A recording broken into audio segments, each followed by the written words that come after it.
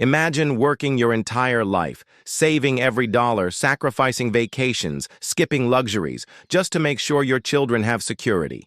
Now imagine, in less than a year, it's all gone. Not stolen in a robbery, not lost in the stock market, but handed away, willingly, to a stranger. This is the story of Linda, a 58-year-old widow from Ohio who lost over $250,000, not to Wall Street, not to a casino, but to a romance scammer she never even met. And what happened to her could happen to anyone. Because romance scams are one of the fastest-growing crimes in America today. In 2023 alone, Americans reported losing more than $1 billion to fake online love. But before the statistics, before the warnings, let's step into Linda's world. Linda wasn't reckless. She wasn't naive. She was a mother, a grandmother, a woman who'd spent her life being responsible. She worked as a school administrator, saved carefully, and by her late 50s, she had what many people dream of: a paid-off house, a retirement fund, and money set aside for her daughter's college. But her life wasn't complete. Her husband had passed several years earlier. Her children were grown. Her days felt long and quiet. And loneliness is often where these stories begin.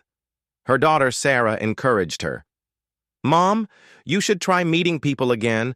Download one of those apps. It's 2024. Everyone does it." Linda resisted at first. Dating online. That was for young people, she thought. But eventually, she signed up. And that's when she met David. At least, that's what he called himself. David seemed perfect. His profile said he was 59, a civil engineer working overseas on a construction project. Like Linda, he was widowed. His wife had died years earlier. He claimed he understood her grief, her loneliness. They began messaging daily. Soon, video calls followed, though always with poor connections, always grainy, always just enough to make her believe. He said all the right things. He admired her values. He wanted to meet her children. He even shared her love of Sunday church. But here's what most people don't realize. Scammers study. They mirror your words, your interests, your beliefs. It's called love bombing. Overwhelming someone with affection and compatibility until they feel like you've found your soulmate. Weeks turned into months. And then came the first request. David claimed he was stuck overseas. His bank account was temporarily frozen. He just needed a little help. $2,000 to cover expenses until the project cleared. Linda hesitated, but David reassured her. "I'll pay you back as soon as I'm home. You know I'm good for it." She wired the money.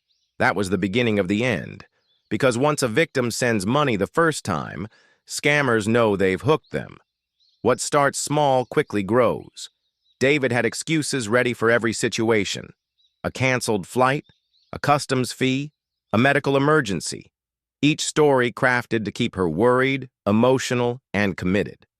By 6 months, Linda had sent over $150,000. Her daughter, Sarah, noticed. "Mom, this doesn't sound right. You've never even met him." But Linda defended him fiercely. "You don't understand. He's my partner. He loves me." And this is one of the most painful truths about romance scams.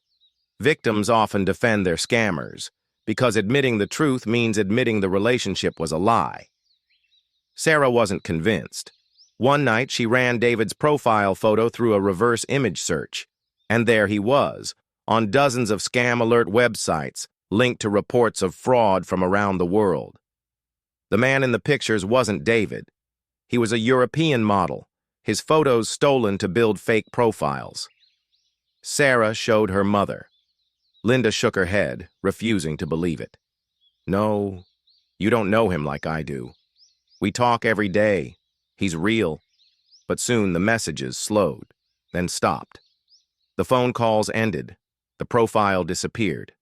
David, whoever he truly was gone. And with him, Linda's entire life savings. $250,000. Gone.